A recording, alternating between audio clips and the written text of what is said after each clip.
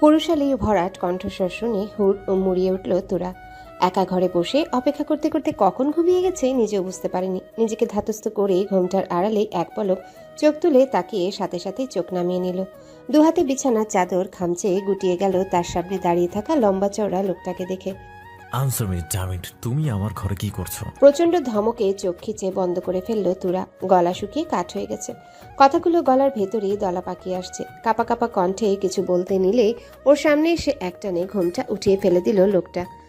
ঘোমটা তুলে দেখতে আহান থমকে যায়। তার সামনে ছোটখাটো বাচ্চা একটা মেয়ে বসে আছে, যাকে বউরূপে কিছুক্ষণ আগে সে কবুল বলে বিয়ে করেছে, তবে স্বেচ্ছায় নয় বাধ্য হয়ে। কয়েক মুহূর্ত বউ বেশে থাকা মেয়েটাকে আগাগোড়া পরখ করলো ইয়াজিদ। ভয়ে কাপা কাপা ঠোঁট কামড়ে চোখ খিচে আছে, কপাল থেকে ঘাম ঝরে গলা বেয়ে পড়ে যাচ্ছে।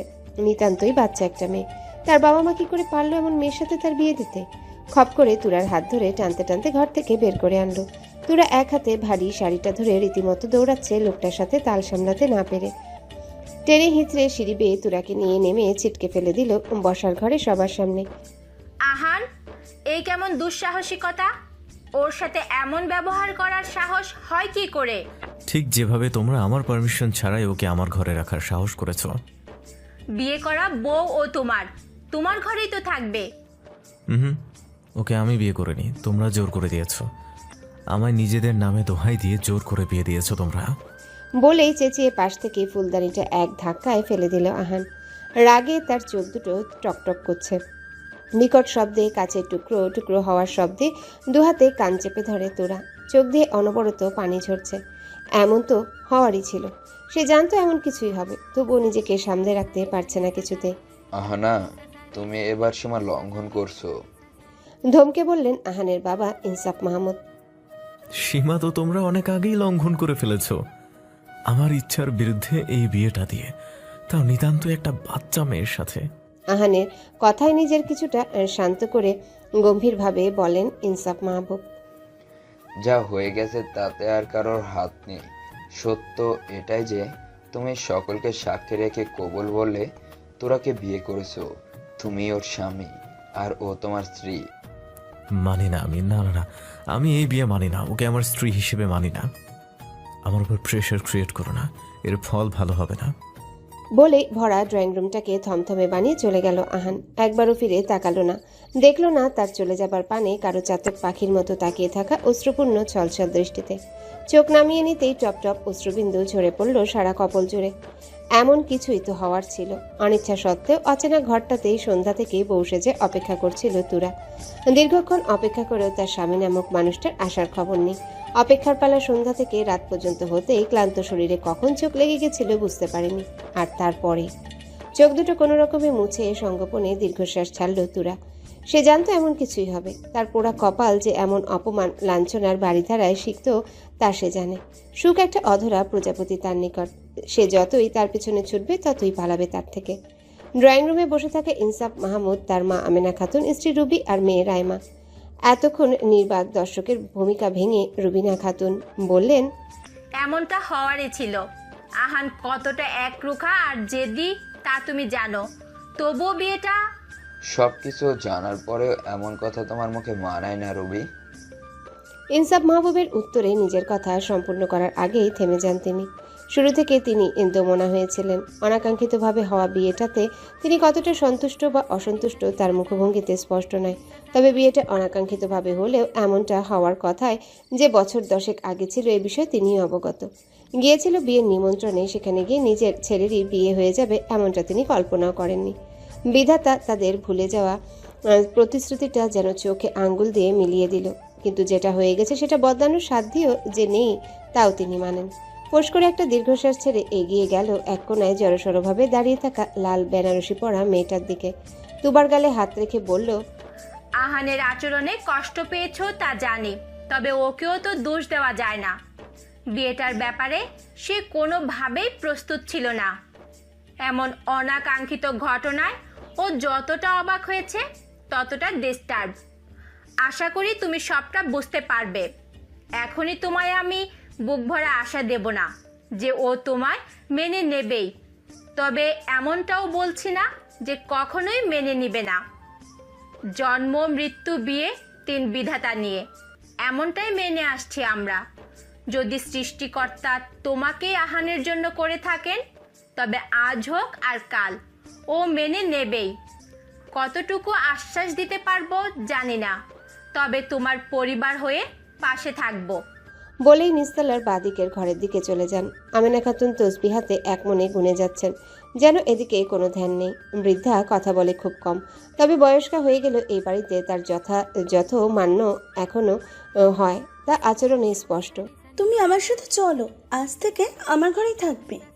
কাঁধের উপর কারো হাতের স্পর্শ পেয়ে ঘাড় ঘুরিয়ে তাকায় তুরা। তার দিকে হাস্যোজ্জ্বল চেহারায় চেয়ে আছে রাইমা, আহানের বড় বোন। স্মিত ঘাড় নাড়িয়ে সম্মতি দেয় তুরা। রাইমা তুরার হাত ধরে নিয়ে যায় সিঁড়ি বেয়ে উপরে তার ঘরের দিকে। ইনসাফ মাহমুদ এখনও ঠায় দাঁড়িয়ে আছেন ড্রয়িং রুমে। মনের ভেতর হাজারো অশান্তি, উৎকণ্ঠা, দুশ্চিন্তা। তিনি ভুল করে ফেললেন না তো? নিজের প্রতিশ্রুতি রাখতে আরেকটা জীবন বাঁচাতে দুটো জীবনেরই বলি দিয়ে ফেললেন না তো? এখানে এসো ইনসাফ। পোড়ো কণ্ঠে পিছু ফিরে তাকায় ইনসাফ। ধীর পায়ে এগিয়ে গিয়ে বসে মায়ের কাছে। ক্লান্ত স্বরে বলে, আমি কি অন্যায় করে ফেললাম মা? তুমি তো সবটাই জানো। হয়তো অনাকাঙ্ক্ষিতভাবেই হয়েছে, তবে এমনটাই তো হওয়ার কথা ছিল। তসবিগোনা থামিয়ে সামান্য কেশে গলা খাকারি দিয়ে বললেন বৃদ্ধা। ধৈর্য ধর ইনসাফ। হঠকারিতায় হওয়া এই বিয়েতে দাদু ভাইয়ের এমন উত্তেজিত হওয়াটা খুব ভুলের না। ওকে একটু সময় দে, ঠিক মেনে যাবে। চোখ থেকে চশমাটা খুলে হাতে নিলেন ইনসাফ। ছেলে তার যতটা জেদি আর একরোখা, তাতে আদৌ মানবে কিনা সন্দেহ আছে। তুমি এখানটায় শুয়ে পড়ো, আর আমি না থাকলে এই ঘরটা আজ থেকে তোমার। প্রয়োজনের সব রকম জিনিসই পাবে এখানে। তুরা কোনো রকম উত্তরহীনা ঠায় দাঁড়িয়ে আছে। রাইমা ব্যাপারটা বুঝতে পেরে এগিয়ে গেল তুরার কাছে। ওর হাত ধরে নিয়ে খাটের এক কোণায় বসিয়ে গালে হাত দিয়ে বলল, আমি একজন মেয়ে তুরা, আমিও বুঝি তোমার মনের কোন ঝড় চলছে। কিন্তু যা হয়ে গেছে, বিধাতা যা ঠিক করে রেখেছিল তা বদলানোর সাথে তো কারও নেই বলো। আমি জানি ভাইয়ার এইরূপ ব্যবহারে তুমি ভীষণ কষ্ট পেয়েছো, আর পাওয়াটাই স্বাভাবিক। কিন্তু ওর এমন প্রতিক্রিয়া করাটাও তো খুব একটা অস্বাভাবিক না। ওকে একটু সময় দাও। আর রাগী বদমেজাজি হলেও দায়িত্ব জ্ঞানহীন নয়, নিজের আমানতের খেয়ানত করবে না। তুরাও নিঃশব্দে মাথা পেতে নিল সকল কথা। এছাড়া তার কোনো উপায়ও নেই। দুনিয়াতে এখন মাথা গোজার ঠাঁই বলতে শুধু এই বাড়ি আর বাড়ির লোকজনগুলোই তার সম্বল। তাছাড়া তো না, আর বেশি কিছু ভাবতে পারছে না। মাথাটা কেমন দপদপ করে উঠছে। শারীরিক আর মানসিক চাপে এসে ক্লান্ত, বিধ্বস্ত। একটু ঘুম প্রয়োজন। ঘরের লাইট বন্ধ করে দিল রাইমা। বিছানায় গা ঠেকাতে কিছুক্ষণের মধ্যে ঘুমিয়ে তোলে গেল তুরা। সকালে মৃদু স্নিগ্ধ বাতাসে পাতলা ফিনফিনে সফেদ পর্দাটা উঠছে। পাখিদের কিচিরমিচির কলরবে সকালটার স্নিগ্ধতা জানান দিচ্ছে পরিবেশ। ঘরের মধ্যে অনবরত পায়চানি করছে তুরা। খুব ভোরে ঘুম থেকে উঠার অভ্যাস না থাকলেও গত 6 মাসের অত্যাচারে এই অভ্যাসটাও আয়ত্ত হয়ে গেছে। ফজরের আজানের পর বিছানায় থাকার জন্য তার পিঠে পড়া মারের দাগগুলো এখনো তাজাই আছে। কিন্তু এখন তুরার উৎকণ্ঠার কারণ অন্য কিছু। রাতে তাকে সহ তার সাথে আনা জিনিসগুলো আহানের ঘরে রাখিয়েছিলেন ইনসাফ মাহবুব, কিন্তু তুরাকে টেনে হিচড়ে বের করে দিল। তার জামা কাপড়ের ব্যাগটা এখনো ওই ঘরে আছে। রাতে রাইমা তার নিজের একটা জামা দিয়েছিল শাড়ি চেঞ্জ করে পরার জন্য, কিন্তু রাইমা তার চেয়ে স্বাস্থ্যবান আর লম্বা হওয়ায় জামার গলাটা তার ঘাড় বেয়ে নেমে যাচ্ছে, আর দৈর্ঘ্যেও অনেক বেশি বড়, যা পরে বাইরে যাওয়াটা বেশ অস্বস্তিকর। রাইমা এখনো ঘুম থেকে ওঠেনি। বেশ রাত করে শুয়েছে বলে তুরাও ডাকার সাহস করেনি। বেশ কিছুক্ষণ পায়চারি করার পরে তুরা সিদ্ধান্ত নিল সে নিজেই যাবে ও ঘরে। ভোরের আলো এখনো ফোটেনি পুরোপুরি। সারা বাড়িতে নিস্তব্ধতা বিরাজমান। আহানও নিশ্চয়ই এখনো ঘুমাচ্ছে। ধীর পায়ে দরজা খুলে বাইরের দিকে পা বাড়ালো তুরা। দোতলার পাশাপাশি ঘর দুটোই রাইমা আর আহানের, তাই রাইমার ঘর থেকে বেরিয়ে কয়েক কদম ফেললেই আহান নামক ব্যক্তির ঘর। নিঃশব্দে পা ফেলে ঘরের সামনে গিয়ে দাঁড়ালো তুরা। কাল রাতের পর থেকে ঘরের সামনে দাঁড়াতেও তার কপালে ঘাম জড়ো হচ্ছে। বার কয়েক নিঃশ্বাস ছেড়ে নিজেকে স্বাভাবিক করে আলতোভাবে দরজাটায় ধাক্কা দিল তুরা। সন্তর্পণে ধাক্কা দিলেও তৎক্ষণাৎ খুলে গেল দরজাটা। মাথা ঢুকে এক পলক দেখে নিল ভেতরের অবস্থা। রুমের লাইট বন্ধ থাকলেও বারান্দার দরজা আর পর্দার আড়াল থেকে আসা সূর্যের ছোট ছোট রশ্মিকণায় বেশ স্পষ্ট ঘরের ভেতরের দৃশ্য। এদিক ওদিক ঘুরে তাকাতেই চোখে পড়ল কাঙ্ক্ষিত জিনিসটা। আলতোভাবে দরজাটা আরেকটু খুলে ঘরে ঢুকলো তুরা। পুরো ঘর জুড়ে সিগারেটের বিদঘুটে গন্ধ। দম বন্ধ হয়ে আসছে তুরার। ওড়না দিয়ে এক হাতে নাক চেপে ধরে এগিয়ে গেল। ব্যাগটা হাতে নিয়ে আবারও দরজার দিকে হাঁটা ধরতে পেছন থেকে ওড়নায় টান পড়ল। ভয়ের চোটে হাত পা ঠান্ডা হয়ে আসছে তুরার। বুকের ভেতরটার অসম্ভব কাঁপুনি ধরেছে। কিছুক্ষণ স্থির দাঁড়িয়ে থেকেও কোনো সাড়া শব্দ না পেয়ে আলতোভাবে ঘাড় ঘুরিয়ে তাকালো। উফ, যেন জানে বেঁচে গেল। ওড়নার কোনাটা টেবিলের কোনায় আটকে গেছিল। মনে মনে হাজারবার শুক্রিয়া করে ওড়নাটা ছাড়িয়ে তাড়াহুড়ো বেরোতে নিলে পায়ে কিছু একটার সাথে বিঁধে হোঁচট খেল তুরা।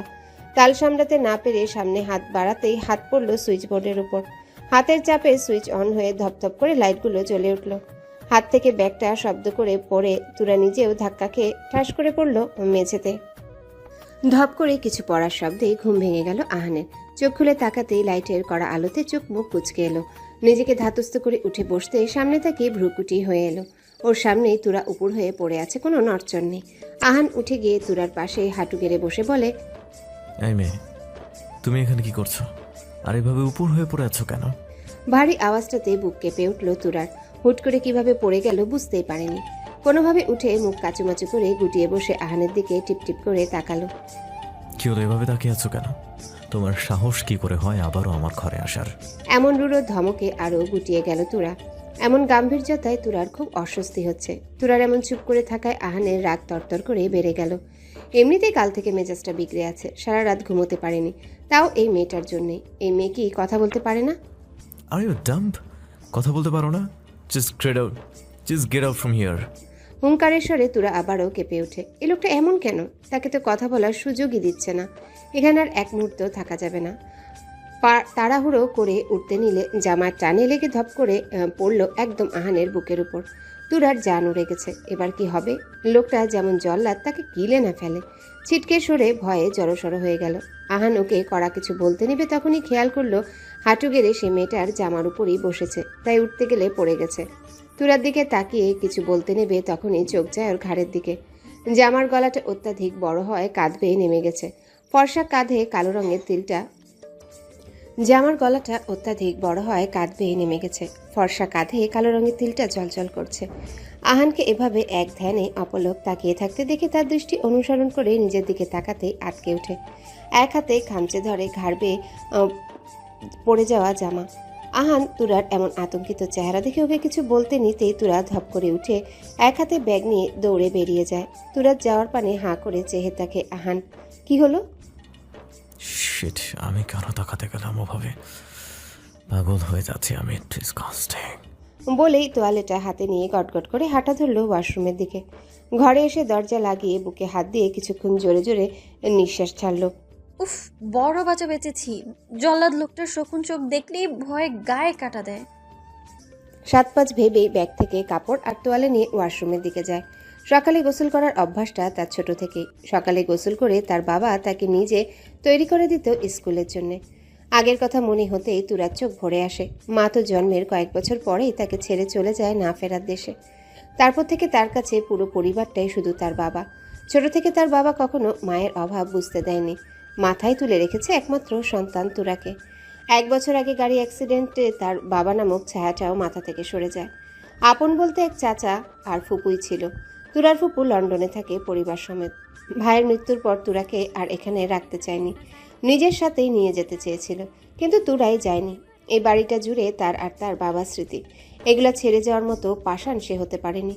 খুব সচ্ছলতায় তার জীবন কাটলেও বাবার মৃত্যুর মাস 2 পর তা হয়ে ওঠে দুর্বিষহ। যে চাচার ভরসায় থেকে গেল এখানে, সেই চাচা তাকে মোটামুটি ভালোবাসলেও সে ছিল চাচির 2 চোখের বিষ। বাড়ির সব রকম কাজ করানো, কড়া কথা শোনানো, আর কোনো ভুল হলে অমানবিক অত্যাচারে ভরে গেছিল ছোট্ট তুরার জীবন। 1 বছর কষ্ট করে পড়াশোনা করলেও তারপর আর তা ভাগ্যে জোটেনি। এইচএসসিতে গোল্ডেন পাওয়ার সত্ত্বেও আর ভার্সিটিতে পড়া হয়নি।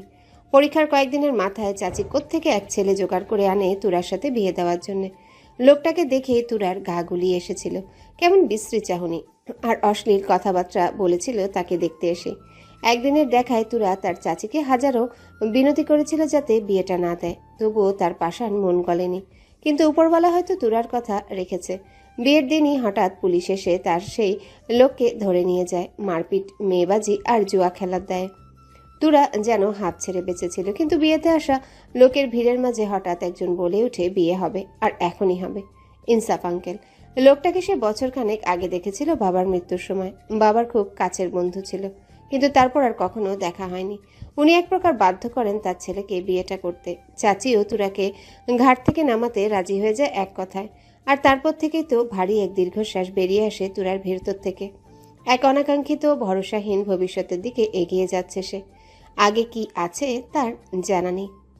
গোসল সেরে বেরিয়ে এসে দেখে বিছানা ফাঁকা। তার মানে রাইমা আপু উঠে গেছে। কিন্তু সে এখন কি করবে? নিচে যাবে যদি আবার ওই লোকটার সাথে দেখা হয়? চুপ করে বসে পড়ল খাটের উপর। না, সে কিছুতেই যাবে না যতক্ষণ না ওই লোক বাড়ি থেকে বের হবে। কিন্তু তুরার এই ভাবনাটা হয়তো ওপরওয়ালার পছন্দ হলো না। সেই মুহূর্তে আগমন ঘটল রাইমার। তুরা, হয়ে গেছে তোমার? মেলি কণ্ঠস্বর শুনে পাশে তাকিয়ে হালকা হাসল তুরা। রাইমা এগিয়ে এসে বলল, তুমি ওয়াশরুমে দেখে আমি নিচে গিয়েছিলাম। এখন চলো তো, বাবা তোমায় ডাকছেন নিচে। বলেই তুরার হাত ধরে ঘরের বাইরে নিয়ে আসলো। তুরা মুখে কিছু না বললেও কাচুমাচু মুখে এদিক ওদিক তাকাচ্ছে। যদি আবারও লোকটার সামনে পড়তে হয়। নিচে ডাইনিংয়ে আসতেই তাকে দেখে ইনসাফ মাহবুব গাল প্রসারিত করে হেসে বলল, তোরা এদিকে আয় মা, বস। এই লোকটার কথায় কেন যেন বাবার মতো স্নেহ পায় তুরা। ভীষণ ভাল লাগে। বাবার পরে এত যত্ন করে কেউ ভাবেনি তুরার কথা। তুরা বাধ্য মেয়ের মতো ইনসাফ মাহবুবের কথা অনুযায়ী তার পাশের চেয়ারটাতে বসে। ইনসাফ মাহবুব তুরার প্লেটে রুটি তুলে দিয়ে বলে, আমি কি তোকে ভার্সিটি থেকে ভর্তি করিয়ে দেব? পড়বি? এহেন কথা শুনে তুরা কিছুক্ষণ হয়ে বসে রইল। আনন্দে আত্মহারা হয়ে বেশ জোরেই বলল, সত্যি বলছেন আঙ্কেল? হ্যাঁ বলছি, কিন্তু একটা শর্ত। শর্তের কথা শুনে মুখ চুপসে গেল তুরার। মিনমিনিয়ে বলল, কি শর্ত? আহান আর রাইমার মতো তোকেও আমার বাবা বলতে হবে। এহেন কথা সে শুনবে আশাও করেনি তুরা। নিজের অজান্তে এক ফোঁটা জল গড়িয়ে পড়ল তুরার গাল বেয়ে। তার বাবা মা মারা যাওয়ার পর আর কখনো বাবা ডাকার সৌভাগ্য হয়নি। নিজের আপন চাচাও তাকে এভাবে বলেনি। তুরার এমন মলিন মুখ দেখে ইনসাফ তুরার মাথায় হাত রেখে বললেন, মারে, আমি জানি তোর মনের অবস্থাটা। হয়তো তোর বাবার মতো বেস্ট বাবা হতে পারবো না, কিন্তু বেটার বাবা হওয়ার চেষ্টা করব। কিন্তু তুরা একগাল হেসে মাথা নাড়িয়ে সম্মতি জানায়। যাওয়ার মাঝে সিঁড়ির দিকে চোখ যেতেই খাবার আটকে যায় গলায়। খুব খুব করে কেশে এক গ্লাস পানি শেষ করে সামনে তাকায় তুরা। লম্বা চওড়া লোকটা একটা কালো জিন্স আর নেভি ব্লু শার্ট পরে হাতা গোটাতে গোটাতে নামছে সিঁড়ি দিয়ে। তুরা আহানকে দেখে খাওয়া বন্ধ করে চুপচাপ নিচের দিকে তাকিয়ে আছে। আহান নিঃশব্দে এসে বসে চেয়ারটায়। পাউরুটি জ্যাম লাগিয়ে এক কামড় দিতেই তার বাবা প্রশ্ন করল, কোথায় যাচ্ছ? যেখানে যাই, ভার্সিটিতে। দায়সারাভাবে উত্তর দিল আহান। ইনসাফ মাহবুব গলা খাকারি দিয়ে বলল, তোরাকে নিয়ে যাও। হোয়াট? এই মেয়েকে আমি কেন নেব আমার সাথে? ওকে, তোমার ভার্সিটিতে ভর্তি করিয়ে দেব তাই। ইম্পসিবল। এই মেয়েকে আমি কিছুতেই আমার ভার্সিটিতে ভর্তি করাবো না। কেন? ওকে নিয়ে কি সমস্যা তোমার? ও কি তোমার মাথায় চড়ে থাকবে? লাগবে না তোমাকে, আমি ভর্তি করিয়ে দেব ওকে। বলে চেয়ার ছেড়ে উঠে গেল ইনসাফ মাহবুব। আহান চোয়াল শক্ত করে বসে আছে। সব দোষ এই মেয়েটার। এই মেয়েটার জন্যেই তো তার বাবার সাথে এরকম ভুল বোঝাবুঝি হচ্ছে। অগ্নিশর্মা হয়ে তুরার দিকে তাকালো আহান। আহানের এমন চাহনি দেখে তুরা শুকনো ঢোক গিলল। সামনের গ্লাসটা হাতে নিয়ে ঢকঢক করে পানি খেয়ে চেয়ার ছেড়ে দৌড় দিল। এখানে আর এক মুহূর্ত নয়। এই জল্লাদ লোকটা শেষে সব রাগ তার উপর ঝাড়বে। সিঁড়ি বেয়ে উঠে ঘরের ভিতর ঢুকে বড় বড় শ্বাস ফেলল। উফ, বড় বাজা বেঁচেছি। ওই লোকটা না মানুষ না, কেমন রাক্ষসের মতো চেয়ে থাকে। বিকট শব্দে দরজা লাগানোতে কেঁপে উঠল তুরা। পেছন ঘুরেই দেখে আহান তাকিয়ে আছে তার দিকে। চাহনি দেখে মনে হচ্ছে আজ আর নিস্তার নেই। ঢোক গিলে পিছাতে নিলে আহান বিদ্যুতের বেগে এসে তুরাকে চেপে ধরল দেয়ালের সাথে। শক্ত করে হাতটা চেপে ধরায় যন্ত্রণায় আর্তনাদ করে ওঠে তুরা। এই লোকটা এমন রাগের কারণ কিছুই বুঝতে পারছে না তুরা। এক হাতে ধাক্কা দিয়ে সরিয়ে দিতে গেলে, তোমার জন্য, শুধুমাত্র তোমার জন্য এত ঝামেলা হচ্ছে। তোমায় আমি কিছুতেই ছাড়বো না। তুরার হাত জোরে চেপে ধরে রাখায় ব্যথায় চোখ মুখ খিচে আছে। চোখ বেয়ে দু ফোঁটা পানি গড়িয়ে পড়ল। তুরার এমন মুখটা দেখেই হুট করে আহানের বুকটা মুচড়ে উঠল। তুরার চোখের পানি দেখে নিজেকে কেমন অপরাধী মনে হলো। তুরার হাতটা ঝটকা দিয়ে ফেলে দিয়ে দূরে সরে দাঁড়ালো। ঘাড়ের পেছনে হাত দিয়ে এদিক ওদিক ঘুরে ফোঁস করে একটা নিঃশ্বাস ছাড়ল। তুরা এখনো ঠায় দাঁড়িয়ে আছে। নিঃশব্দে নোনা জলে ভিজে যাচ্ছে কপলখানা। আহান বেশ অবাক হয়। মেয়েটা কি কথা বলতে পারে না? আবার পহর মুহূর্তে নিজেকে সামলে নেয়। সে কেন ভাববে এই মেয়েকে নিয়ে? যা খুশি হোক। একটা কথা কান খুলে শুনে রাখো, তোমার আমার বিয়ের সম্পর্ক শুধু ওই কাগজের সই পর্যন্তই সীমাবদ্ধ। এর বেশি কিছু কখনো আশা করো না আমার কাছ থেকে। আর রইল কথা ওই পেপারসের, সেটা থেকেও খুব দ্রুতই মুক্ত করে দেব। তাই স্বামী টাইপ কোনো ব্যবহার আমার থেকে আশা করো না। বলেই দরজা খুলে গটগট করে চলে গেল আহান। আর তার যাওয়ার পানে অপলক চেয়ে রইল তুরা। বিরতিহীনভাবে অশ্রুসিক্ত হলো সারা গাল। আহানের তিক্ত কথাগুলোতে তুরার ছোট্ট মনটা কেঁপে উঠেছে। মনের গহীনে কাঠের ফ্রেমে জমাট রাখা অনুভূতিগুলো দগ্ধ হচ্ছে।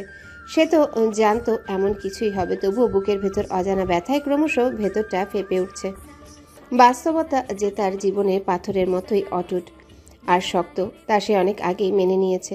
তবুও অজানা এক ব্যথায় তপ্ত হচ্ছে হৃদয়। হয়তো লোকটা তার স্বামী বলে। সে মানুক আর না মানুক, তুরা তো তার নামেই কবুল পড়েছে। তাই হয়তো আকাশ সমান অসম্ভবতার মধ্যেও একটু আশা খুঁজেছিল। সন্তর্পণে আঁখি যুগল মুছে নিল ওড়নাটার আঁচলে। আহান চেপে ধরা তার ফর্সা কবজিতে লাল দাগ হয়ে 5টা আঙ্গুল বসে গেছে। হোক সেটা ঘৃণা করে। স্বামীর স্পর্শ তো, তুরা না হয় এই নিয়ে খুশি থাকলো। মলিন হেসে ওয়াশরুমে ঢুকে বার কয়েক পানির ঝাপটা মুখে দিয়ে বেরিয়ে এলো। মাথাটা ধরেছে। আপাতত সব ভাবনা ছেড়ে একটু ঘুম দরকার। মাথায় কারো হাতের স্পর্শ পেয়ে ঘুমটা হালকা হয়ে এলো তুরার। তুরা, এই তুরা। মেলি কণ্ঠস্বরের ডাকে চোখ খুলে তাকালো তুরা। মাথার উপর হাস্যোজ্জ্বল একটা মিষ্টি চেহারা দেখে উঠে বসলো ধপ করে। এদিক ওদিক ঘাড় ঘুরিয়ে বলল, এখন কি বিকেল হয়ে গেছে আপু? আমি কি অনেকক্ষণ ঘুমিয়েছি? তুরা কেমন অস্থির হতে দেখে রাইমা গাল প্রসারিত করে হেসে বসলো ওর পাশে। রাইমার কথা শুনে তুরা মিষ্টি হেসে বলে, আরে ধুর পাগলি, দুপুর হয়েছে সবে মাত্র। মা কুশলে গেছে আর দিদুন ঘরে শুয়ে আছে। তুই সেই সকালে ঘুমালি, এখন ওঠার নাম নেই, আর আমি একা এতে মেয়ের মতন ঘুরে বেড়াচ্ছি। দেখি ওর তো শীঘ্রই ফ্রেশ হয়ে আয়, একসাথে খেতে বসবো দুজনে। রাইমাও তুরাকে ছোট বোনের মতোই ভালোবাসে। তুমি 2 মিনিট বসো, আমি ফ্রেশ হয়ে এক্ষুনি আসছি। বলেই চটপট বিছানা থেকে নেমে ওয়াশরুমের দিকে যায়। এই একদিনের মাঝেই রাইমার সাথে ভীষণ ভালো একটা সম্পর্ক তৈরি হয়ে গেছে তুরার। রাইমাও তুরাকে ছোট বোনের মতোই ভালোবাসে। আর তুরা তো ছোট থেকেই চাইতো তার একটা বড় বোন থাক। সেটা পেয়ে যেন ওর হাজারো শুক্রিয়া। এত সব ঝড়ের মাঝে ওর যে ইনসাফ মাহবুবের মতো বাবার ছায়াতল আর রাইমার মতো বোনের সঙ্গ পেল, এই বা কম কি।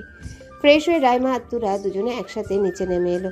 ততক্ষণে রুবি খাতুন আর তার শাশুড়িও এসে পড়েছে ডাইনিংয়ে। তুরা গিয়ে এক কোনায় গুটিয়ে দাঁড়াতেই আমেনা খাতুন শক্ত গলায় ডাক দিল তুরাকে। এই যে মেয়ে, এদিকে আসো। সারাক্ষণ তো ছোট বাচ্চাদের মতো এক কোনায় জড়সড় হয়েই থাকো দেখছি। শক্ত গলায় তুরা খানিকটা ভড়কে যায়। রুবি খাতুন আর আমেরা খাতুন দুজনাই বেশ গম্ভীর প্রকৃতির বলে মনে হয় তুরার, কারণ এসে থেকে এদের সাথে কথা খুবই কম হয়েছে।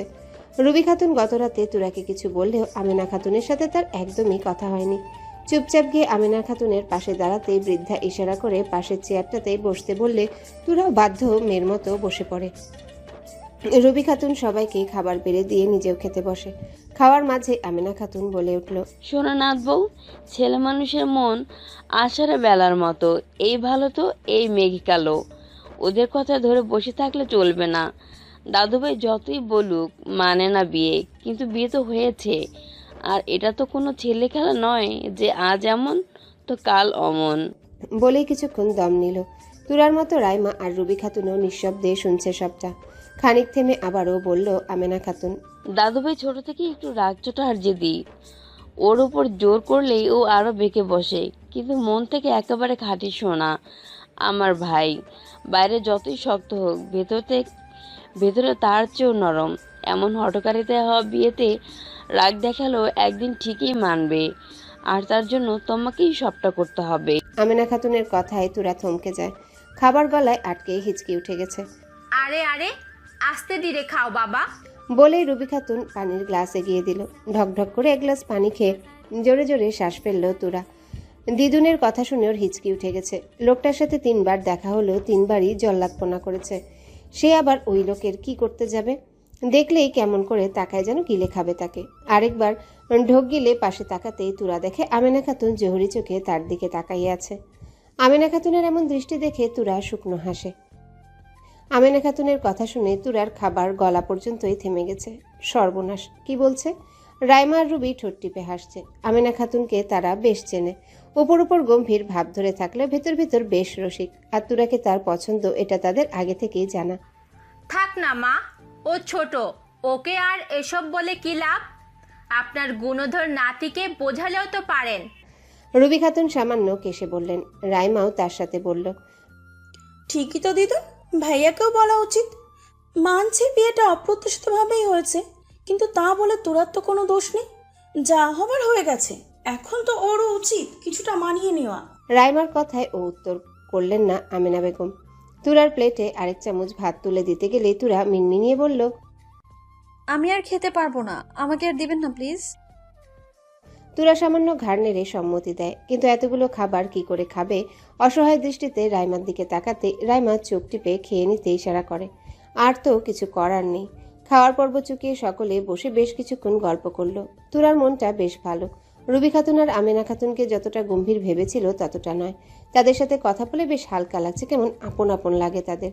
ইনসাফ আঙ্কেলকে বাবার মৃত্যুর আগে বেশ কয়েকবার দেখলেও এই লোকগুলোর সাথে তার আগে চেনা জানা ছিল না।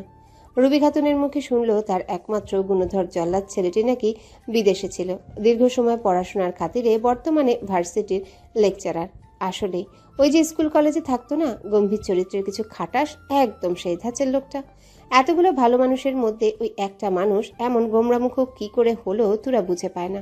বিকালের দিকটায় তুরাকে নিয়ে রাইমা বাগানের দিকটায় ঘুরছে। বাগানটা অসম্ভব সুন্দর, একটা বড় কাঠগোলাপ গাছ, মাঝারি আকৃতির একটা কৃষ্ণচূড়াও আছে। রাইমা আপু শখ করে লাগিয়েছিল গাছগুলো। বাগানের এক কোনায় কতগুলো সূর্যমুখীর গাছ, বেশ ফুল ফুটেছে। সূর্যমুখী তুরার ভীষণ পছন্দের, ওগুলো দেখেই ছুটে গেল। বাহ, কত সুন্দর ফুলগুলো! এগুলো কি তুমি লাগিয়েছো আপু? হাসি হাসি মুখ নিয়ে প্রশ্ন করল তুরা। রাইমা তখন তুরাকেই দেখছিল। কয়েক ঘন্টার ব্যবধানে মেয়েটা যেন আবারও প্রজ্বলিত হয়ে উঠেছে।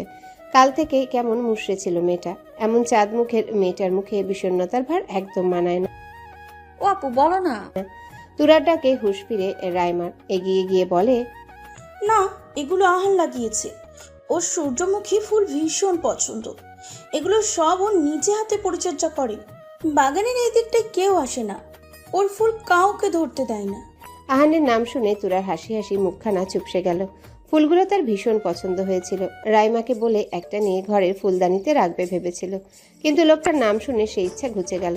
বাগানে আরো কিছুক্ষণ থেকে ভেতর থেকে রুবির ডাক এলো। তোরা, তোর ইচ্ছা করলে এখানে আরেকটু থাক, মা ডাকছে, আমি শুনে আসি, কেমন? রাইমার কথায় কিঞ্চিত ঘাড় নাড়িয়ে সম্মতি দিল তুরা। রাইমা যেতে এদিক ওদিক ঘুরে সূর্যমুখীর গাছগুলো দেখতে লাগলো। উচ্চতা একদম তার মাথার ওপরে গাছগুলো, আর কি সুন্দর! বিকেলের নরম আলোতে একদম চিকচিক করছে। বাম পাশে চোখ যেতে একটা পানির পাইপ নজরে এলো তুরার। গাছগুলোর গোড়া বেশ শুকিয়ে গেছে, আজকে হয়তো কেউ পানিও দেয়নি। ছুটে গিয়ে পাইপটা হাতে তুলে নিল। নিজে নিজেই বলে আশেপাশে তাকিয়ে মোটরের সুইচ খুঁজতেই পেয়ে গেল। এগিয়ে গিয়ে মোটরের সুইচটা চালু করতে পাইপ থেকে পানি বেরিয়ে চোখে মুখে উপচে পড়ল তুরার। গায়ের উপরে কিছুটা ভিজে গেলেও বেশ মজা পেয়েছে। পাইপটা হাতে ধরে ভীষণ প্রফুল্ল চিত্তে এগিয়ে গিয়ে গাছগুলোতে পানি দিতে লাগলো। বাড়ির ফটকে এসে ব্রেক করলো গাড়িটা। দরজা খুলে বেরিয়ে দারোয়ানের হাতে চাবিটা ধরিয়ে পার্ক করতে বলে বড় বড় পা ফেলে ভেতরে এগিয়ে গেল আহান। বাগানের দিকটা পেরোনোর সময় হুট করে বাম পাশে চোখ যেতেই দেখলো তার সূর্যমুখীর বাগানের ভেতর ছোটখাটো কিছু নড়াচড়া করছে। কিঞ্চিত ভ্রু কুচকে এগিয়ে গেল আহান। তুমি এখানে কি করছো? গমগমে গলা শুনে হাত থেকে ভারী পাইপটা ফসকে যেতে লাগলেই কোনো মতে সামলে ধরলো। পাইপ সহ তুরা ঘুরে দাঁড়ালে পানির ধারা গিয়ে পড়লো আহানের উপর। গপ গপ করে পানি ছিটে পড়তে লাগলো আহানের সারা গায়ে। What rubbish! সারা শরীর ভিজে একাকার। তুরা পাইপ বন্ধ করতে না পেরে আহানকে তো ভিজিয়েছে, সাথে নিজেও ভিজে জবজবে হয়ে আছে। আহান হাতের ব্যাগটা ফেলে এগিয়ে গিয়ে মোটরের সুইচটা অফ করতেই পানি প্রবাহ বন্ধ হলো।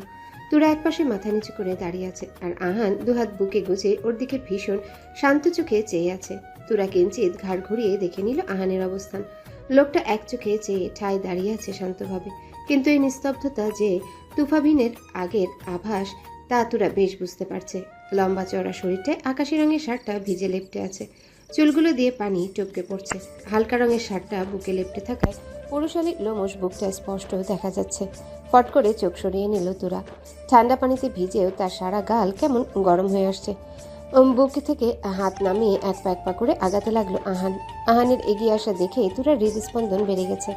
এখানের এক মুহূর্ত অপেক্ষা করলে তার কপালে কি আছে সে নিজেও বলতে পারবে না।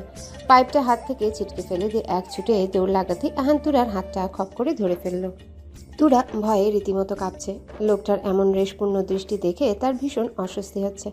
বারবার হাত মোচড়ামুচড়ি করেও ছুটাতে পারছে না লোহার মতো শক্ত হাতের বন্ধন। আহান, কি হয়েছে? তুই এভাবে দাঁড়িয়ে আছিস কেন? রাইমার ডাক শুনে ঘাড় ঘুরিয়ে তাকায় আহান। আহান সামনে দাঁড়িয়ে থাকায় তুরাকে এতক্ষণ নজরে আসেনি রাইমার। সে ঘুরে দাঁড়াতেই তুরা আর আহানকে এভাবে দেখে ভ্রুযুগল কুচকে আসে রাইমার। এগিয়ে এসে বলে, এ কি, তোরা দুজনেই ভিজেছিস কি করে? তারপর এদিক ওদিক তাকিয়ে আবারও বলল, বৃষ্টি তো হয়নি, তাহলে তোরা দুটিতে এমন চপচপে হলি কি করে? সেটা এই মেয়েটাকে জিজ্ঞেস করো। ওকে কে বলেছে বাগানে পানি দিতে? যেটা পারে না সেটা করতে যায় কেন? নিজে তো ভিজেছেই, আমাকেও ভিজিয়েছে। ওর সাহস কি করে হলো আমার বাগানে ঢোকার? হ্যাঁ, দাঁতে দাঁত খিচিয়ে বলল আহান। এমন চাপা ধমকে কেঁপে উঠল তুরা। রাইমা ব্যাপারটা পুরোপুরি বুঝতে না পারলেও তার ভাই যে হাই লেভেলে খেপে গেছে তা বেশ বুঝতে পারছে। তাই পরিস্থিতি সামাল দিতে এগিয়ে গিয়ে তুরাকে এক হাতে ধরে বলল, আসলে আমি এনেছিলাম ওকে বাড়িটা ঘুরে দেখাতে। ওর কোনো দোষ নেই, ছোট মানুষ, বুঝতে পারিনি। তুই রাগ করিস না প্লিজ। আহান এখনো মুখটা ভীষণ শক্ত করে রেখেছে। আহানের এমন মুখভঙ্গি দেখে তুরার সাহস হয়নি আবারও চোখ তুলে তাকানোর। রাইমা এবার খানিক তাড়া দিয়ে বলল, তুই আর দাঁড়িয়ে থাকিস না ভাই, তোর তো ঠান্ডার সমস্যা আছে, শিগগিরই উপরে গিয়ে চেঞ্জ করে নি। আহান তুরার দিকে একবার তাকিয়ে গটগট করে হাঁটা ধরল। আহান এখনো মুখটা ভীষণ শক্ত করে রেখেছে। আহানের এমন মুখভঙ্গি দেখে তুরার সাহস হয়নি আবারও চোখ তুলে তাকানোর।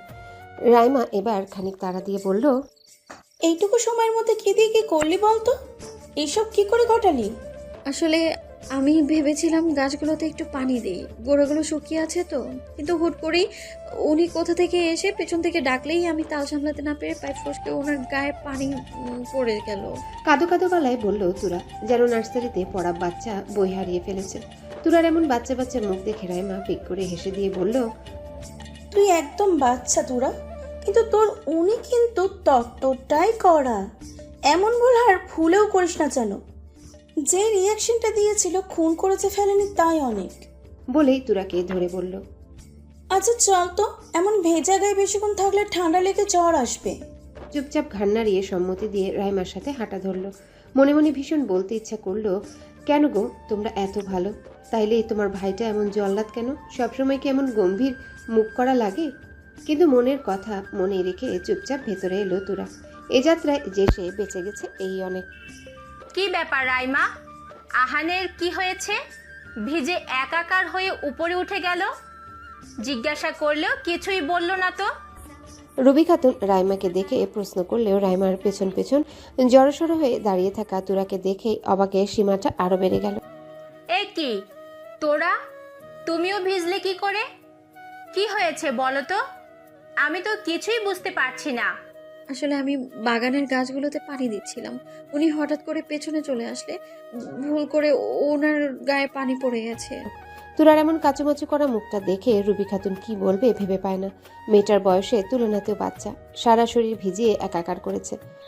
বাহ নাথ বউ, তোমাকে দাদু ভাইকে হাত করার কথা বললাম, তুমি শুরুও করে দিয়েছো।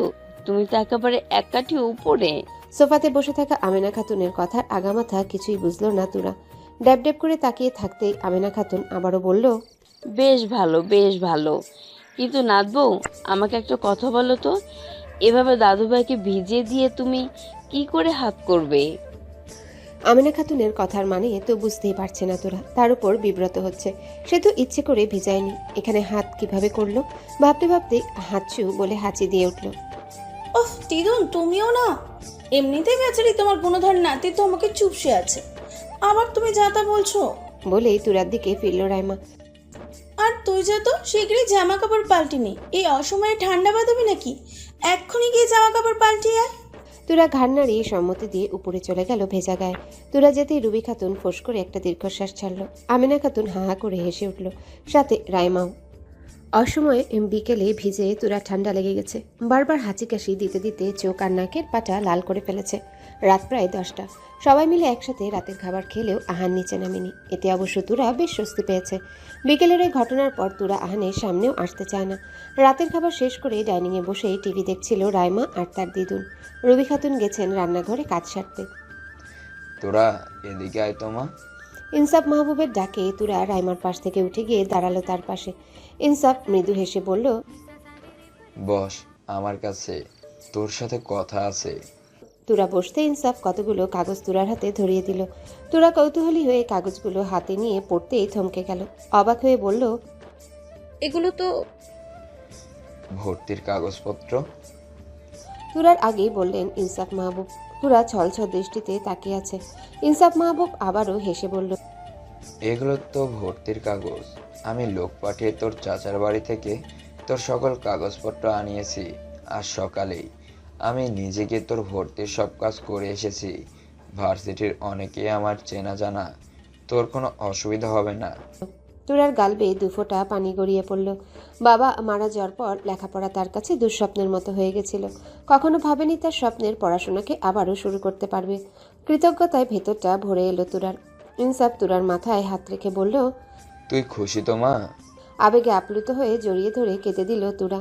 ইনসাফ মাহবুবও বাবার আদরে মাথায় হাত বুলিয়ে বলল, ধুর পাগলি, কাঁদে না। আমি তো বাবা তোর। তোর বাবা থাকতে তোর পড়াশোনা বন্ধ থাকবে ভাবলি কি করে? রাইমা আর আমেনা খাতুনও বেশ খুশি হয়েছে খবরটা শুনে। তুরাকে কি তাদের মনেও কোনো অভিযোগ নেই? তারা তো সুন্দর একটা পরিবার চায়, আর অমন নিষ্পাপ মুখটার দিকে তাকালে প্রাণ থেকে ভালোবাসা আসে। তুরা বুক থেকে উঠে গাল প্রসারিত করে হেসে বলে, আমি এতদিন ভাবতাম বাবা মায়ে একা ফেলে চলে গেছে, কিন্তু ভুল ছিলাম। বাবা তো তার মতোই আরেকটা বাবা রেখে গেছে আমার জন্য। তুরার কথা শুনে ইনসাফ সহ বাকিরাও খুশি হয়। ইনসাফ আরও কিছুক্ষণ তুরার সাথে কথা বলে ঘরের উদ্দেশ্যে উঠে যায়। তার পরপরই রুবি খাতুন আসে হাতে একটা কাপ নিয়ে। তুরার পাশে বসে বলে, এই নাও আদা দেওয়া চা, খেয়ে নাও, তোমার ভাল লাগবে। এমন অসময়ে ঠান্ডা বাঁধানো মোটেও ভালো কথা না। তুরাও বাধ্য মেয়ের মতো গ্লাসটা নিয়ে চা খেতে শুরু করে। চারজন মিলে আরও কিছুক্ষণ কথা গল্প করে। রুবি খাতুন উঠে যেতে নিলেই আমেনা বলে, কোথায় যাচ্ছ বৌমা? এই তো আহানের ঘরে যাচ্ছি মা।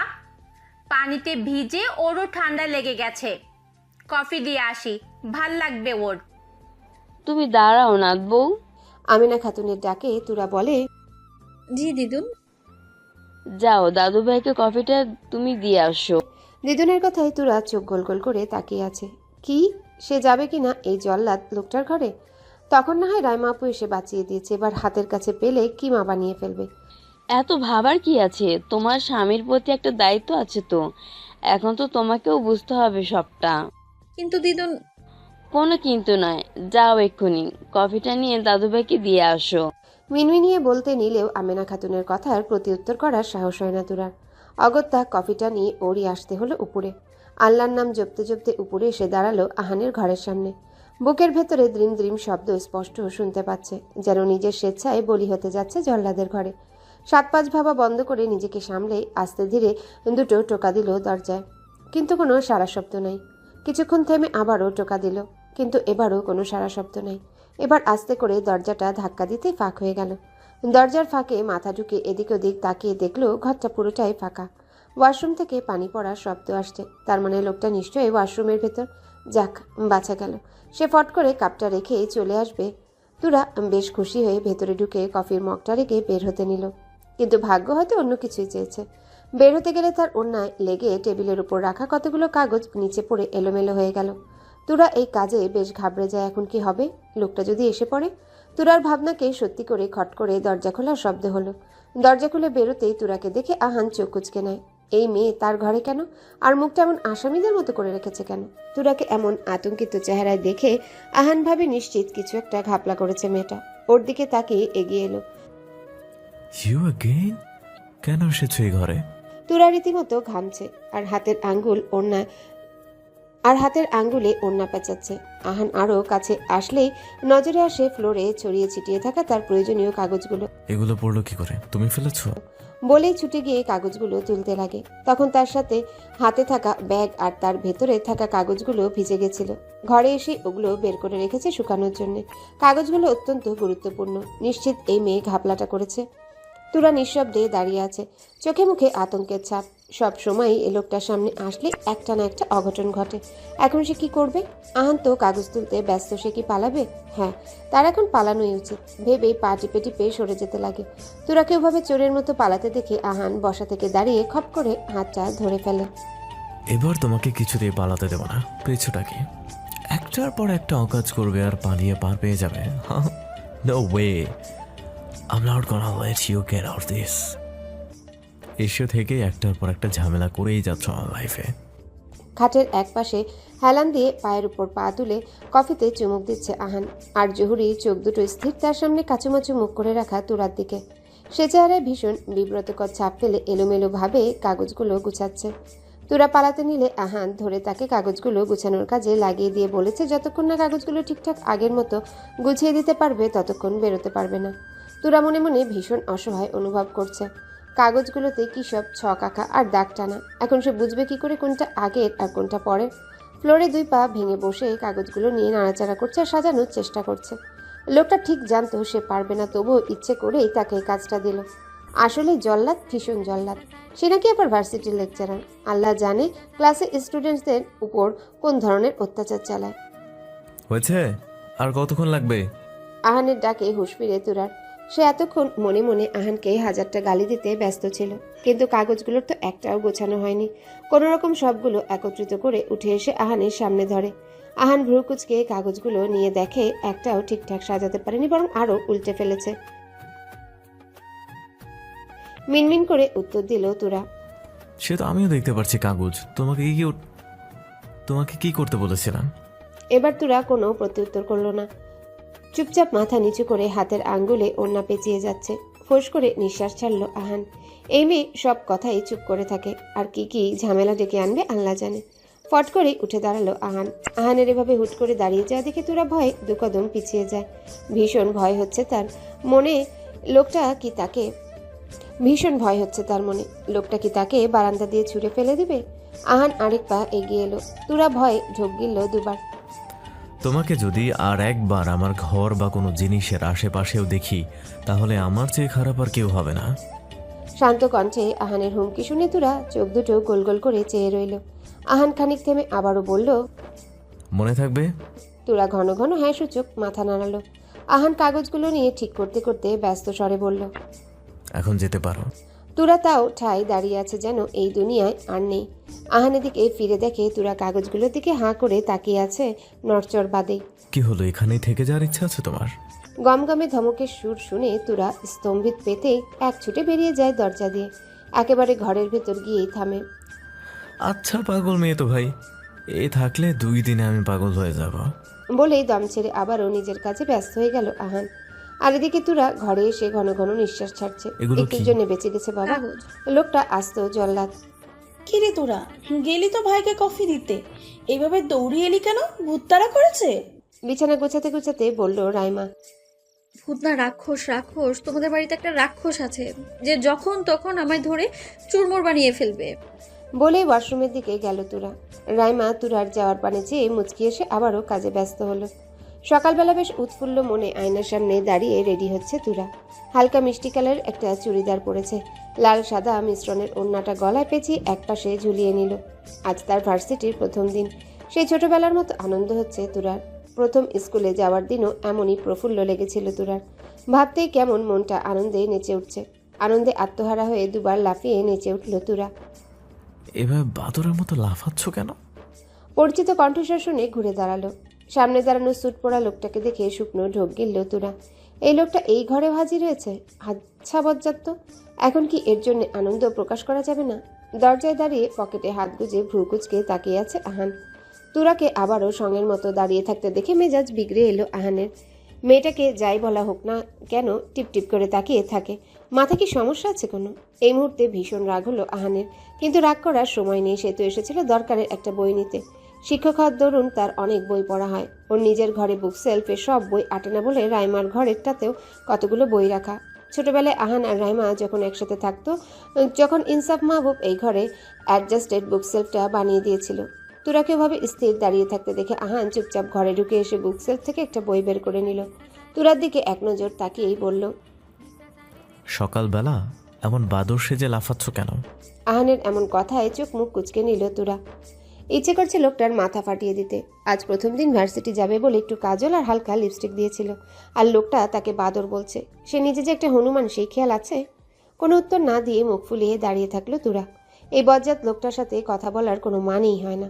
আহানও আর অপেক্ষা না করে চোখে মুখে একরাশ বিরক্তি নিয়ে বেরিয়ে গেল। আহান যেতেই তুরা হাঁপ ছেড়ে বাঁচল। এই লোকটা কোন দেশের হনুমান ভেবে পায় না, আস্ত বনমানুষ। আরও কিছুক্ষণ ব্যাগ গুছিয়ে নিচে নেমে এলো তুরা। ইনসাফ মাহমুদ ডাইনিং টেবিলে বসে খবরের কাগজ পড়ছে। রাইমা রান্নাঘরে রুবি খাতুনের সাথে সাহায্য করছে। তুরা চুপচাপ গিয়ে ইনসাফ মাহবুবের বাম পাশে বসে।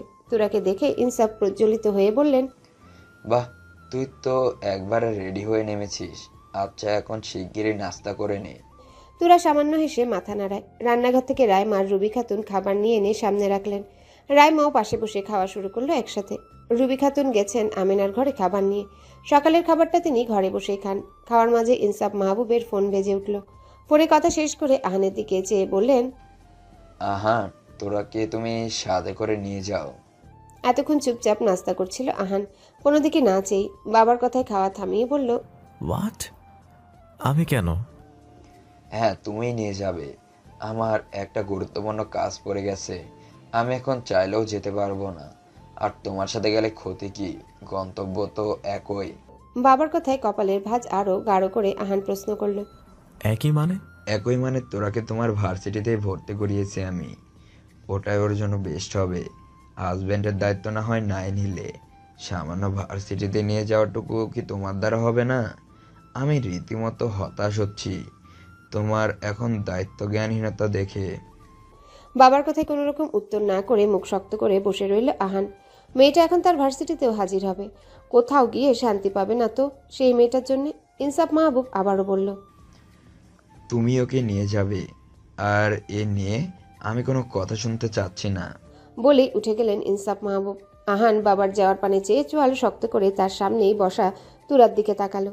তুরা এতক্ষণ হাঁ করে তাদের কথাই শুনছিল। সে কিনা এখন থেকে ওই জল্লাদটার ভার্সিটিতে পড়বে? কোথাও কি মুক্তি পাবে না এই হনুমানটার জল্লাদপনা থেকে? তুরার ভাবনার মাঝে আহানের এমন চাহনি দিকে ফট করে দৃষ্টি নামিয়ে নিয়ে মুখে রুটি পুড়ে দিল। তাকানোই যাবে না লোকটার দিকে। আহান খাওয়া শেষ করে উঠে দাঁড়িয়ে বলল, 2 মিনিটের মধ্যে যদি না বেরোই তাহলে আমি রেখেই চলে যাব। ওকে বলে দে আপনি। বলে সাইড টেবিলে রাখা ব্যাগটা হাতে নিয়ে গটগট করে বেরিয়ে গেল। তুরা খাওয়া থামিয়ে চেয়ে রইল যাওয়ার পানে। সে তো ভাবতেই পারেনি লোকটা তাকে নিবে নিজের সাথে। হাঁ করে থাকিস না, শিগগিরই যা, নাহলে সত্যি চলে যাবে। রাইমার কথা শুনে তুরা পানি খেয়ে উঠে দৌড় ধরে আহানের পিছু পিছু। গাড়িটা গ্যারেজ থেকে বের করে দাঁড় করালো গেটের সামনে। তুরা দ্বিধাদ্বন্দ্ব নিয়ে পেছনের দরজা খুলতে গেলে আহান বলে উঠল, আম নট ইউর ড্রাইভার। চুপচাপ সামনে এসে বসো উইদাউট এনি ওয়ার্ডস। এমন রামধমক শুনে তুরাও বাধ্য মেয়ের মতো সামনে এসে বসলো। সে কখন কথা বলল এই লোকের সাথে আজব। তুরা বসতেই হাই স্পিডে গাড়িটা ছুটিয়ে নিল আহান। বাতাসের দাপটে চুলগুলো এলোমেলো হয়ে আছড়ে পড়ছে তুরার চোখে মুখে। ভীষণ ভাল লাগছে এমন খোলা বাতাস, যেন কতদিন পর মুক্ত বাতাসের ঘ্রাণ পেল। না তো চাচির জন্য তো সে বাড়ি থেকেও বেরোতে পারেনি কতদিন, তার নিজেরও হিসাব নেই। 25 মিনিটের মাথায় গাড়িটা এসে থামলো ভার্সিটির গেটের সামনে। কোন ডিপার্টমেন্ট? আহানের প্রশ্নে বাইরের দিকে ঘাট ঘুরিয়ে তাকায় তুরা। মন থাকে কোথায়? কোন ডিপার্টমেন্ট তোমার? ম্যাথমেটিক্স। এটাই বাকি ছিল। বিড়বিড়িয়ে বলল আহান। কিছু বললেন?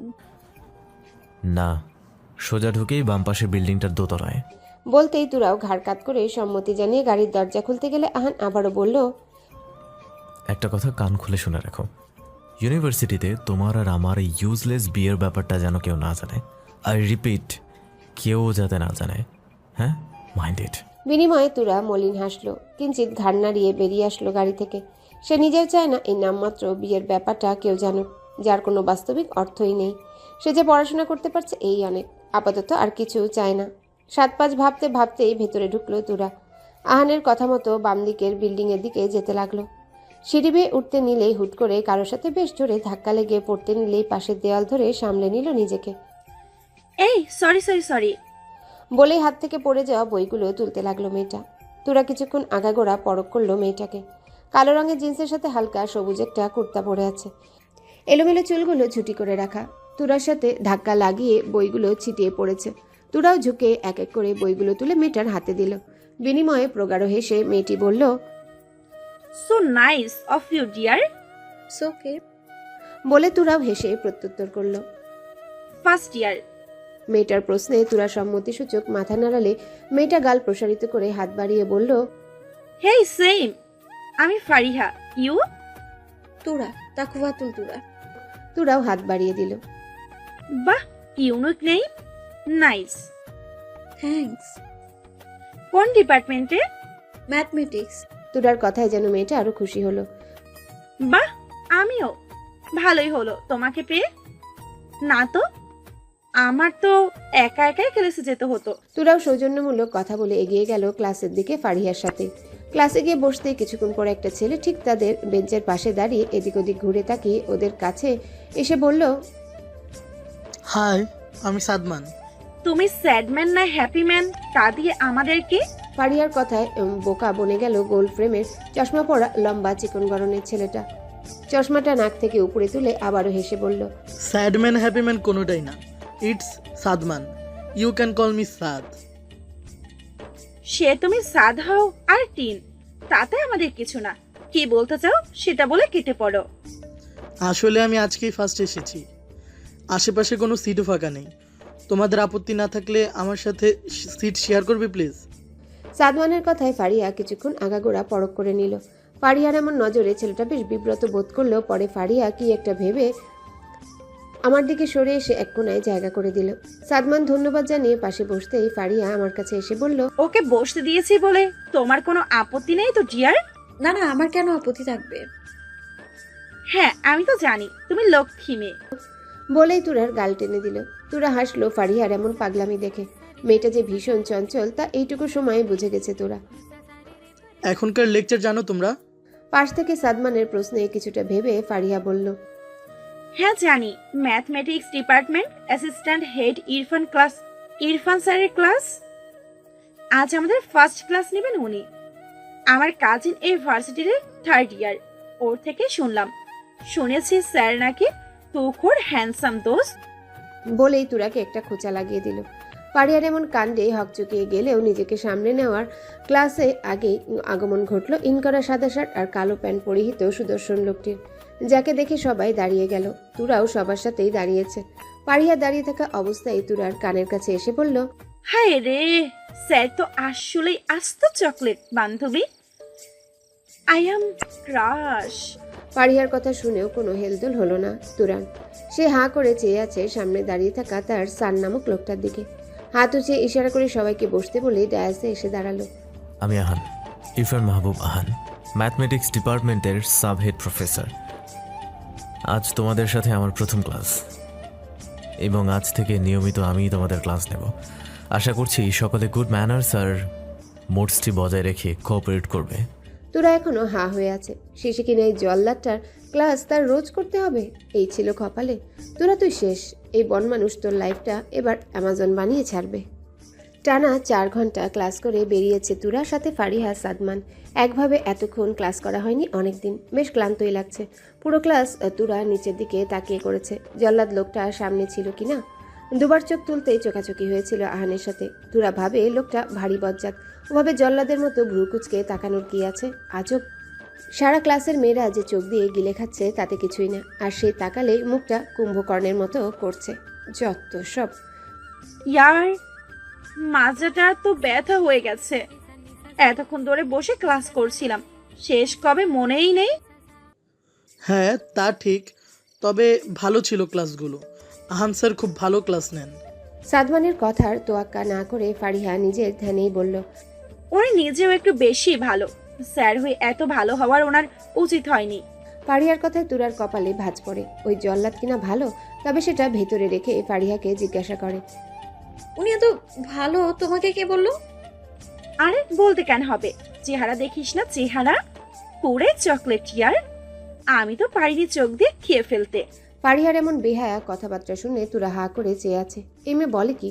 টিচারকে নিয়েও এসব কেউ বলে? তুরা নিজের বিস্ময় দমিয়ে রাখলেও সাদমান বেশ অবাক হয়ে বলে, এমা ছিছি, নিজের টিচারকে নিয়েও কেউ এসব বলে? ফারিহা চোখে মুখে বিশাল বিরক্তি নিয়ে মুখ দিয়ে চ জাতীয় শব্দ করে বলে, আবে থাম, ব্রেক লাগা তোরা ভাই। আহান স্যারের মতো চার্ম কি দেখলে যে কারো মনে ঘন্টা বেজে যাবে।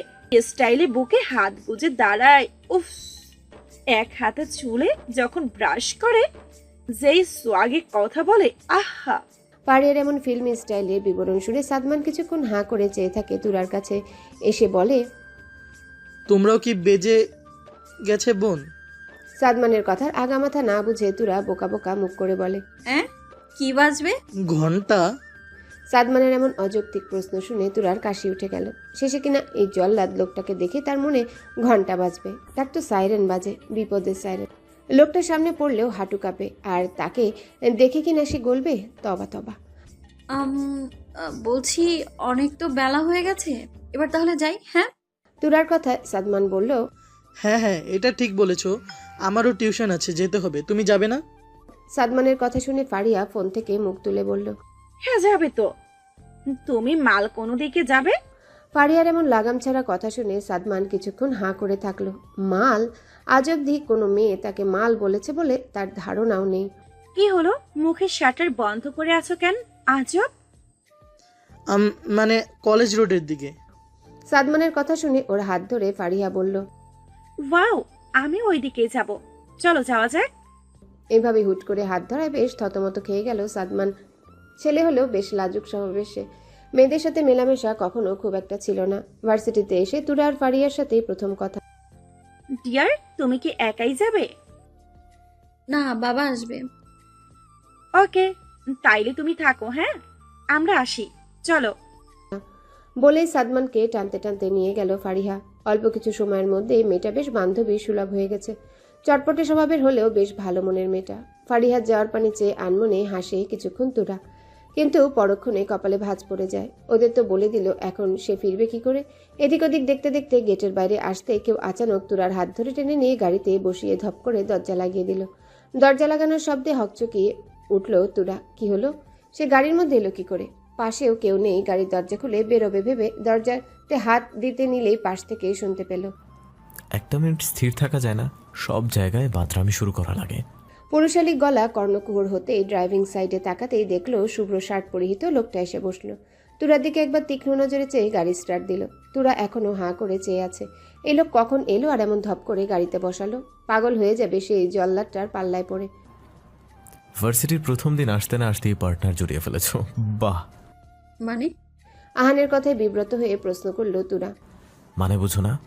প্রথম দিন এসে জুটিয়ে নিয়েছো নিজের মতো কয়েকটা বাদর, সারা ক্লাস ছটফট করে। হ্যাঁ, তা নয় তো কি, মূর্তি হয়ে বসে থাকবে আজব? তুরার কথা শুনে ভ্রুকুটি করে তাকালো আহান। বাহ, তাহলে কথাও জানে। তারপর কোনো উত্তর না করে গাড়ি চালানোতে মনোযোগ দিল। এই মেয়ের সাথে আজাইরা কথা খরচ করার কোনো ইচ্ছে নেই তার।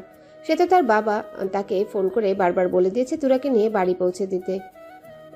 না তো আবার কোন সিন ক্রিয়েট হবে জানা নেই। বাকিটা পথ নিঃশব্দে পার করে বাড়ির সামনে এসে গাড়িটা থামাতেই তুরা দরজা খুলে এক ছুটে বাড়ির ভেতর চলে গেল।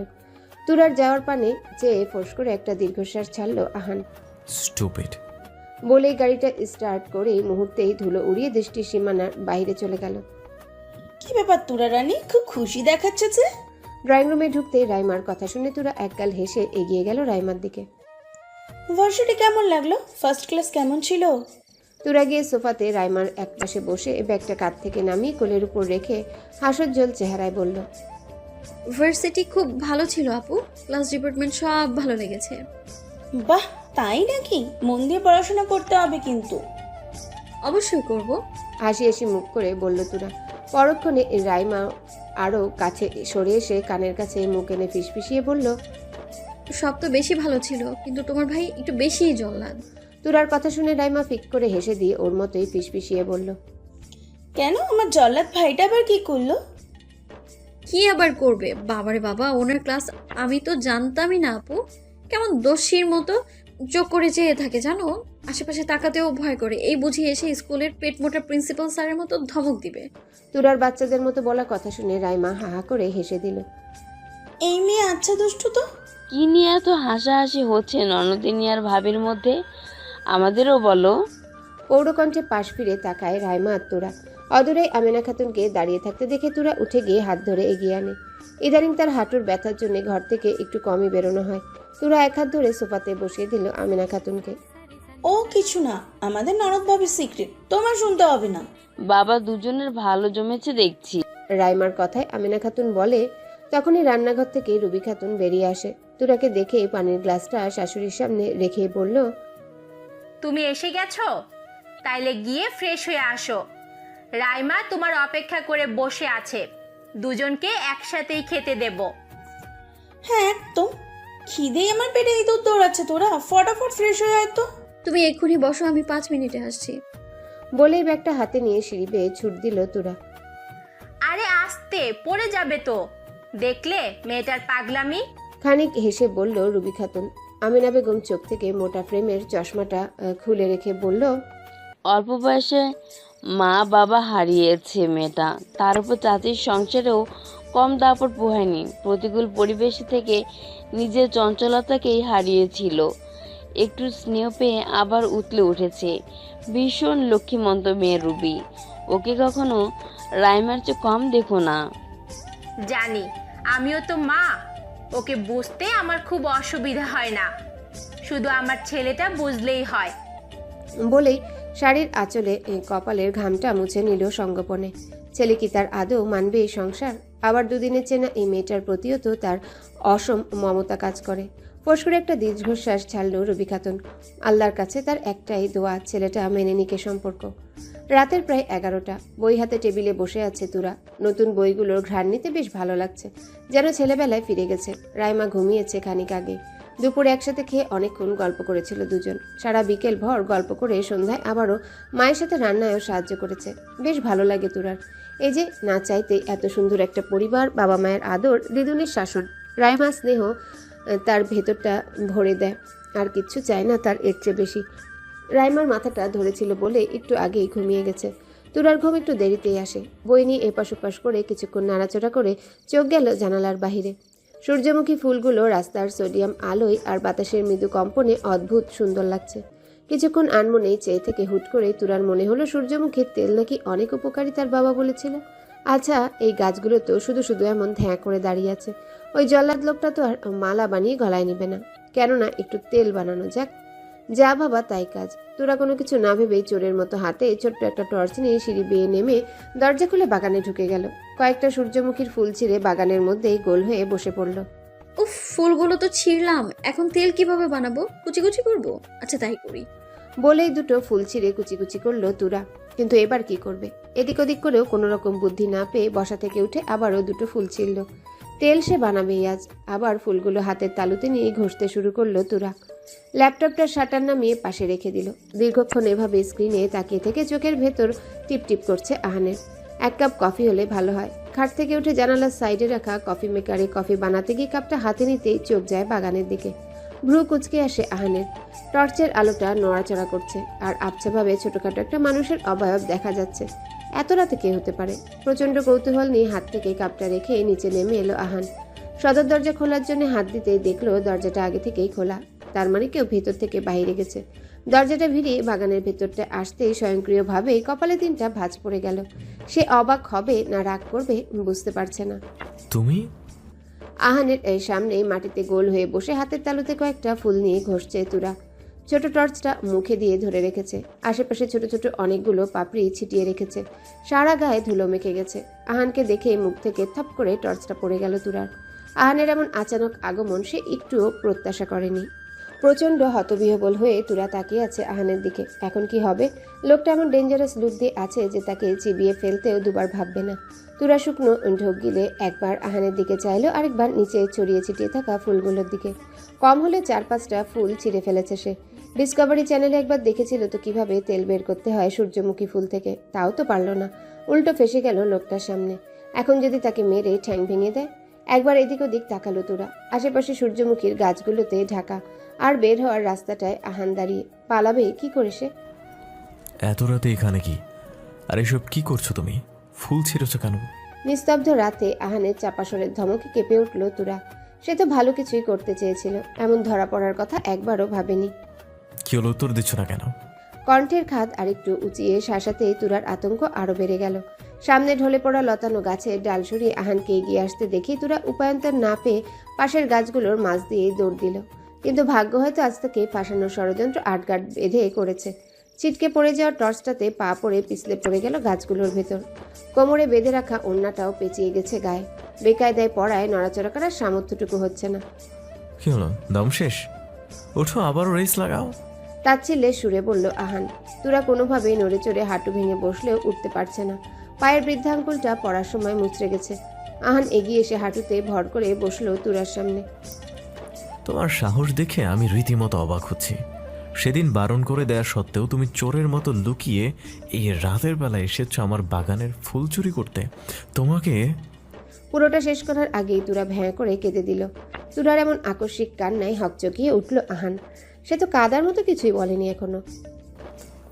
আরে আরে কাঁদছো কেন? চুপ করো, চুপ করো। আহানের কথা শুনে তুরা কান্নার বেগ আরো বাড়িয়ে দিল। আহান এদিক ওদিক তাকিয়ে চাপা ধমকে বলল, কাঁদছো কেন? চুপ করতে বলছে।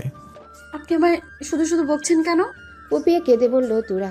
আহান এই কথায় হতভম্ব হয়ে বলে, আমি শুধু শুধু বকছি তোমায়? হ্যাঁ, আমি তো খারাপ কাজ করিনি, তেল বানাচ্ছিলাম। আহান ভ্রুকুচকে বিব্রতভাবে বলে, হোয়াট? তেল বানাচ্ছিলে মানে? আমি টিভিতে দেখেছিলাম সূর্যমুখী ফুল দিয়ে তেল বানানো যায়, তাই তো চেষ্টা করছিলাম। এরূপ কথা একেবারেই প্রত্যাশা করেনি আহান। শেষে কিনা এই মাঝরাতেই মেয়ে বাগান এসেছে ফুল দিয়ে তেল বানাতে। তুমি এই মাঝরাতে এসেছো তেল বানাতে, তাও এভাবে? হুম। কাঁদতে কাঁদতে বলল তুরা। আহান চোখ ঘুরে আশেপাশে দেখে নিল। তার সাদের বাগানের ফুলগুলো ছিঁড়ে তো অষ্টরম্ভা করেছেই, তার উপর নিজের সারা গায়ে ময়লা লাগিয়ে যাতা করেছে। আহান একটা ব্যাপার কিছুতেই বুঝতে পারছে না, ফুলগুলো হাতের তালুতে নিচ্ছে মতো কিলিয়ে কি তেল বানায়? জোরে একটা প্রশ্বাস ফেলে জিজ্ঞাসা করলো, তা কই তোমার তেল? আমাকে দেখাও। এবার তুরা আবারও কান্না আরম্ভ করলো। আহানের এবার নিজেকেই পাগল মনে হচ্ছে। এ কোন মেয়ের পাল্লায় পড়লো সে? খালি কেঁদেই যাচ্ছে। আমাকেও দেখা। এবার তুরা কান্না থামিয়ে গোল গোল চোখে তাকিয়ে রইল আহানের দিকে। আহান বসা থেকে উঠে দাঁড়িয়ে নরম কণ্ঠে বলল, ওঠো, অনেক রাত হয়েছে। এভাবে দেখলে বাড়ির লোকে হুলস্থুল করবে। তুরা তাও ঠাই বসে রইল গোল হয়ে। আহান বিরক্তিতে মুখ দিয়ে চ জাতীয় শব্দ করে বলল, কি হলো? কথা কানে যায় না নাকি লাগাবো একটা? আমার আমার পা। ভয়ে মুখ কাচুমাচু করে বলল তুরা। পায়ে কি হয়েছে? ব্যথা, নাড়াতে পারছি না। আহান আবারও হাঁটু গেড়ে বসে বলল, দেখি। না না থাক। চোখ গরম করে তাকাতেই তুরা চুপচাপ পা বাড়িয়ে দিল। আহান পায়ের গোড়ালি ধরে এপাশ ওপাশ ঘুরাতে নিলেই তুরা ব্যথায় আর্তনাদ করে ওঠে। খুব লাগছে? হ্যাঁ। আহানের কথায় কাঁদো কাঁদো গলায় তুরা উত্তর দিল। আহান কিছুকাল অত্যাধিক বিরক্তি নিয়ে চেয়ে থেকে উঠে এক টানে তুরার হাঁটুর নিচে আর পিঠের পিছনে হাত দিয়ে কোলে তুলে নিল। আরে কি করছেন? নামান আমাকে। শাট আপ, নো মোর ওয়ার্ডস। একটা কথা বলবা তো আছাড় দিয়ে হাড়গোড় ভেঙে দিব। তেল বানাতে এসে পায়ের তেল বের করে ফেলেছে। বলেই তুরার দিকে না চেয়ে গটগট করে হাঁটা ধরল বাড়ির ভেতর। তুরা ভয়ে চোখ ছোট ছোট করে চেয়ে আছে খোঁচা খোঁচা দাড়িতে আবৃত গম্ভীর শুভ্র চোয়ালে। দ্রুত হাঁটার তালে তুরা নড়ে উঠলে ভয়ে খামচে ধরে আহানের টি শার্টের বুকের কাছের অংশ।